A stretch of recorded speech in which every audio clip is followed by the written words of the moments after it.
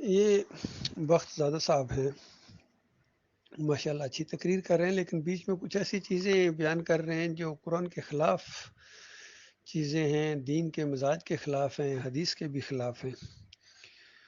یہ ڈاکٹر عثمانی رحمۃ اللہ علیہ کی جماعت میں آئے تھے اور وہیں سے انہوں نے یہ تقریر کرنا سیکھی تھی، لیکن اس کے بعد ان کے اوپر ایسا شیطان کا وار ہوا کہ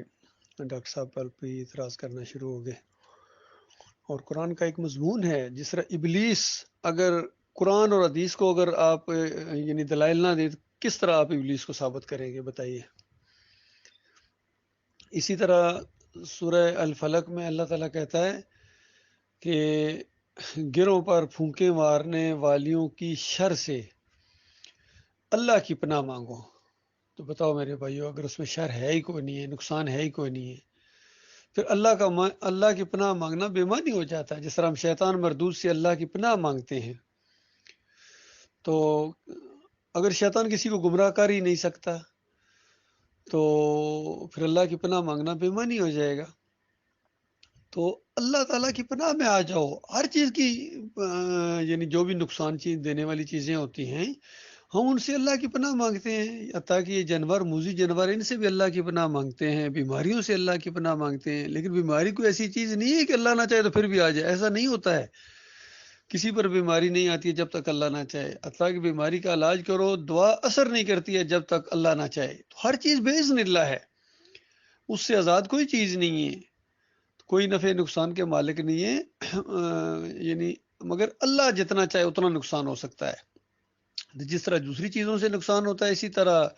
سحر سے بھی نقصان ہوتا ہے۔ اب یہ کہتے ہیں بھائی وہ تو جادوگر کہیں دور بیٹھا ہے، تو کیا آپ کے منہ کے سامنے آ کے وہ آپ کے خلاف وہ کرے گا، گانٹھ لگائے گا اور اس کے اوپر پھونک مارے گا؟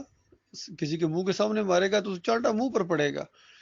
یہ اصل میں کہیں نہ کہیں ان کے بال یا ان کے رابطے بھی آپس میں ہوتے ہیں، کسی انسان کے بالوں کے اوپر یا ان کے کپڑوں کے اوپر، اور پھر ان کا ایک معاملہ ہوتا ہے جس کی وجہ سے یہ اللہ تعالیٰ نے ان کو جتنی ایک چھوٹ دی ہے اسی حد تک معاملہ ہے۔ موسیٰ علیہ السلام کے اوپر سحر کا اثر قرآن سے ثابت ہے، اور سحر عظیم جس کو کہا اللہ تعالیٰ نے، اور جب لاٹھیاں اور رسیاں دوڑتی نظر آئیں سب کو، تو موسیٰ علیہ السلام کو بھی اسی طرح نظر آئیں، اور جہاں سارے لوگ ڈرے وہاں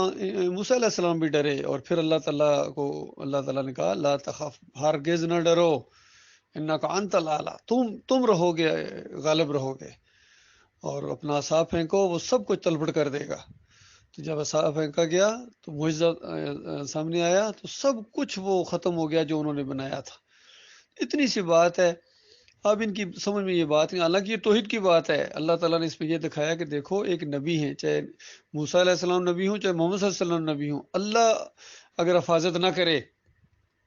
تو ان کے اوپر بھی اس طرح کے مادی نقصانات بھی ہو سکتے ہیں، بیماری بھی ہو سکتی ہے، کوئی پتھر پھینک کے آپ کو لگ بھی سکتا ہے، خون بھی نکل سکتا ہے، دانت بھی ٹوٹ سکتا ہے۔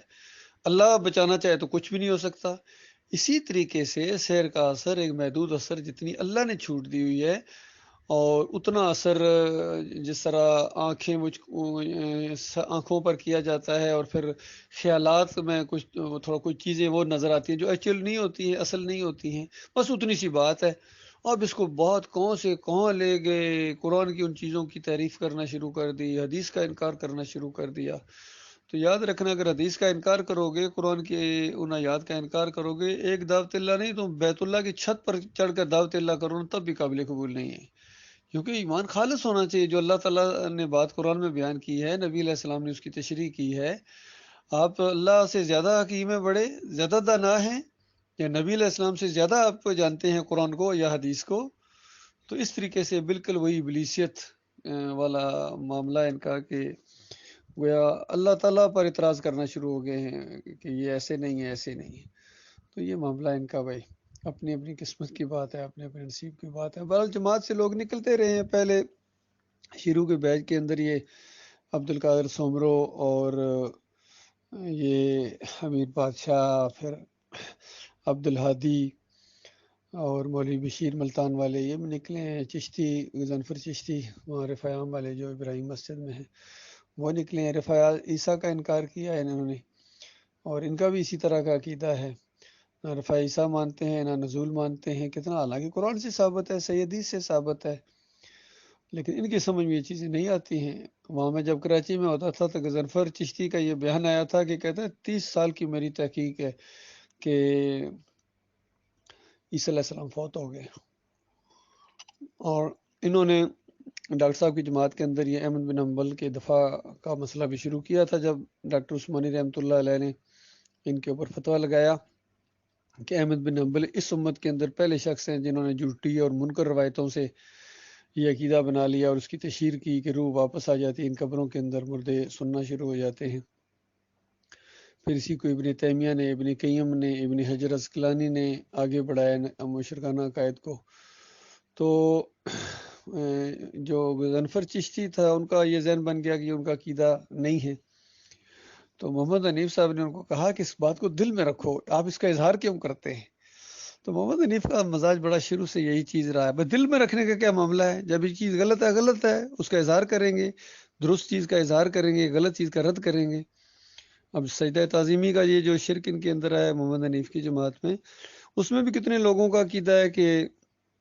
یہ سجدہ اللہ کو ہوا، یوسف علیہ السلام کو نہیں ہوا، چونکہ ڈاکٹر عثمانی رحمۃ اللہ علیہ کا فتویٰ ہے کہ جس کا ایمان خراب ہوتا ہے وہ اس طرح تفسیر کرتا ہے۔ اب ایسے لوگوں کو محمد حنیف صاحب کہتے ہیں کہ تم اس عقیدے کو اپنے پاس رکھو، جماعت کے اندر رہو، اس کا اظہار نہیں کرو گے، اس کی تبلیغ نہیں کرو گے، کسی کو بتاؤ گے نہیں۔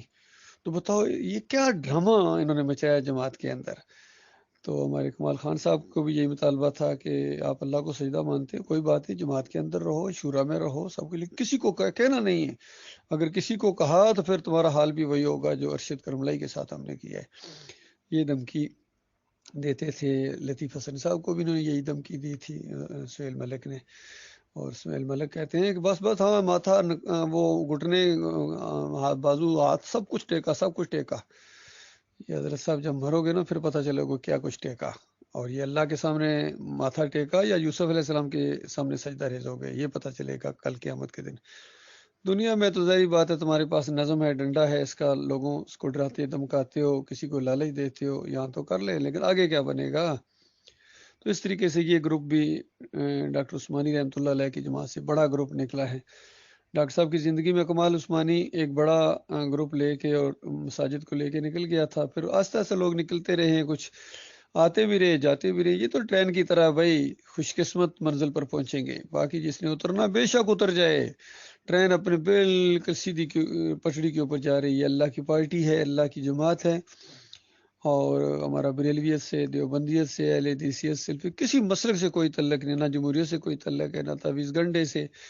نہ یہ جو نکلے ہوئے ٹولے ہیں ان کے ساتھ ہمارا کوئی تعلق نہیں ہے۔ تو یہ جو گروپ نکلتے رہے ہیں ڈاکٹر صاحب کی جماعت سے، اب آخر میں آ کے محمد حنیف بھی نکل گئے اپنے بڑے لاؤ لشکر کے ساتھ، مساجد کے ساتھ، تو یہ جانے اور ان کا کام جانے، ہمارا ان سے بالکل کوئی تعلق نہیں، ہم ان کے عقائد سے بالکل بیزاری کا اعلان کرتے ہیں، ذرہ برابر ان کے ساتھ ہمارا کوئی تعلق نہیں ہے۔ ہمارا تعلق ڈاکٹر عثمانی رحمۃ اللہ علیہ کی اسی جماعت سے ہے، اسی لٹریچر سے ہے جس بنیاد کے اوپر یہ دعوت اٹھی ہے، ایمان خالص کی، توحید کی، رد شرک کی، کفر بالطاغوت کی، نام لے کر انگلی رکھ کر کسی پر چوٹ لگے کوئی ناراض ہو، میں کسی کی پرواہ نہیں ہے۔ جس نے بھی اللہ کی کتاب کا انکار کیا ہے اور اپنی جلائی ہے یا اپنے کسی بڑے کو سامنے لایا ہے، وہ ہمارا دشمن ہے، ہم اس کے دشمن ہیں، اور بالکل ہمارا کوئی تعلق نہیں ان کے ساتھ، کیونکہ ہمارے مالک کی کتاب کو پیچھے کر کے اپنے امیر کی بات کو آگے لاؤ گے تو پھر کیا فرق ہے تمہارے میں اور بریلوی میں اور دیوبندیوں میں، اہل حدیث میں؟ بتاؤ، کیا امیر اس لیے بنایا تھا کہ جماعت کے اندر شرک ڈال کے اللہ کا مقابلہ کیا جائے گا، اس لیے جماعت بنی تھی، اس لیے امیر بنایا گیا تھا؟ اتنی سادہ سی بات آپ کی سمجھ میں نہیں آتی ہے۔ اللہ تعالیٰ غور و فکر کرنے کی توفیق عطا فرمائے۔